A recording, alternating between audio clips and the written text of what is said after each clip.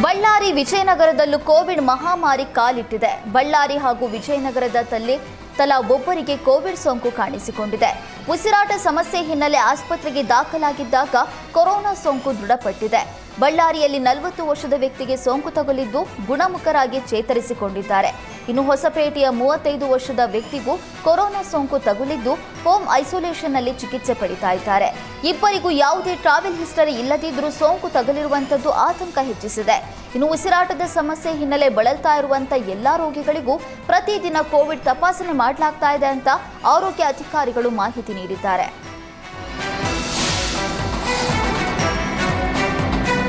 ರಾಜ್ಯದಲ್ಲಿ ಕೋವಿಡ್ ಹೆಚ್ಚಳವಾದ ಬೆನ್ನಲ್ಲೇ CM Siddaramaiah mask ಧರಿಸಿ ಜನರ ಅಹವಾಲು ಸ್ವೀಕರಿಸಿದ್ದಾರೆ.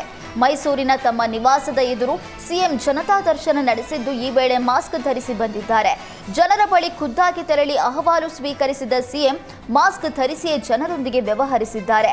ರಾಜ್ಯದಲ್ಲಿ ಕೋವಿಡ್ ಸೋಂಕು ಆರ್ಭಟ ಬೆನ್ನಲ್ಲೇ ಸಿಎಂ ಮಾಸ್ಕ್ ಧರಿಸುವ ಮೂಲಕ ಜನರಲ್ಲಿ ಜಾಗೃತಿ ಮೂಡಿಸಿದ್ದಾರೆ. ರಾಜ್ಯದಲ್ಲಿ ಕೋವಿಡ್ ಸಂಖ್ಯೆ ಹೆಚ್ಚಳ ಬಗ್ಗೆ ಆರೋಗ್ಯ ಸಚಿವ ದಿನೇಶ್ ಗುಂಡೂರಾವ್ ಪ್ರತಿಕ್ರಿಯೆ ನೀಡಿದ್ದಾರೆ.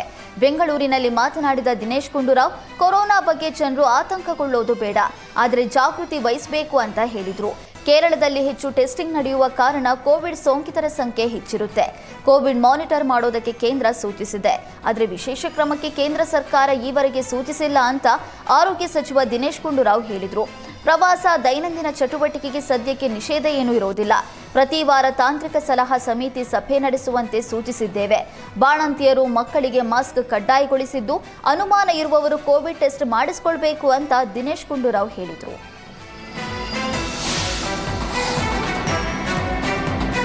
ಕೆಮಿಕಲ್ ಬಣ್ಣ ಮಿಶ್ರಿತ ಅಡಿಕೆ ಮಾರಾಟ ಬಗ್ಗೆ ಸುವರ್ಣ ನ್ಯೂಸ್ ವರದಿ ಬೆನ್ನಲ್ಲೇ ಆಹಾರ ಸುರಕ್ಷತಾ ಅಧಿಕಾರಿಗಳು ಎಚ್ಚೆತ್ತಿದ್ದಾರೆ.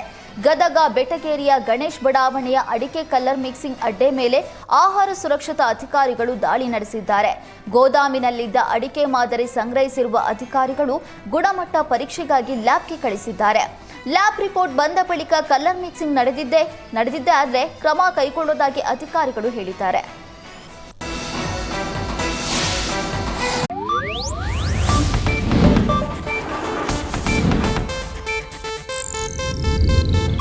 ಇದು ಏಷ್ಯಾನೆಟ್ ನ್ಯೂಸ್ ನೆಟ್ವರ್ಕ್ ಪ್ರಸ್ತುತಿ.